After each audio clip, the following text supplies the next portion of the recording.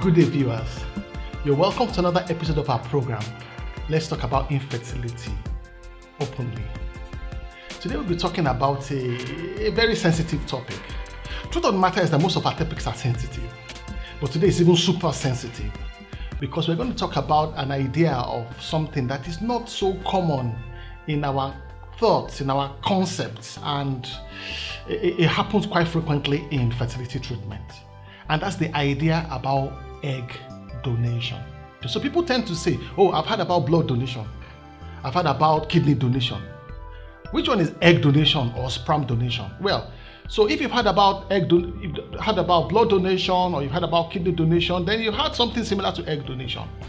Because truth of the matter is that some people actually need eggs to be donated to them. The same way that people need blood or they need kidneys to be donated to them. What category of women will need donor eggs? This is an important question to ask. If a woman has reached menopause, she will need donor eggs, meaning her period has ceased.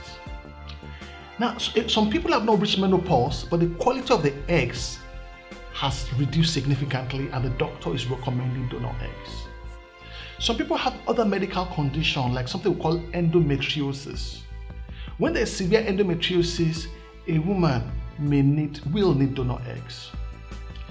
When there's recurrent implantation failure, meaning that a woman has had several IVF, at least 5 IVF treatments, and still no pregnancy, meaning the embryos are fine, the womb is fine, but for some reason there's no implantation of embryos, those women will also need donor eggs. How do we go about this?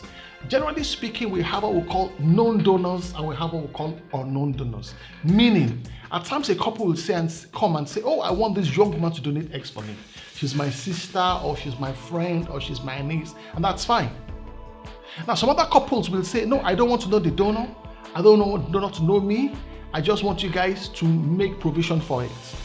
Either a known donor or an unknown donor, there's a screening process in place. Because we also don't want to transmit any negative thing from the donor to our clients. Okay, so there's a screening in terms of their IQ. You want to screen them and give them a questionnaire. There's a screening medical testing we do for them. We check for hypertension, diabetes, asthma, sickle cell. We'll check for hepatitis, syphilis, all of those things. Then apart from that, we'll take a medical history from them, a family and social history from them to know what their background is like. And finally, we want to examine them physically to be sure there are no abnormalities in their forms physically. After these 4 stages of screening, at least 50% of these donors, intending donors, will have been screened away, and then we can make our choice. Let me also say we take donors in the age range of 21 to 30. Before 21, no. After 30, no. Because this is when the eggs of a young woman are best. After the age of 30, the quality of the eggs actually starts declining. Albeit slowly. People always ask me all the time, then that's not my baby. Well, I understand that. I will not be insensitive to that, but let's look at it. This is better than adoption. Because for instance, it was my husband's sperm. I carried it in my womb. I delivered the baby, I breastfed the baby. And to push it even further, if the genetic material of that baby was examined, my genetic material as a mother will be there, even though I was just the carrier, even though it was not my eggs. The decision for egg donation is not one to be taken lightly. You should be taken with all sense of responsibility because there's no going back. There can be no case that we have the baby and I don't want the baby, I want to return the baby. Who are you going to return the baby to? These are important things we have to consider.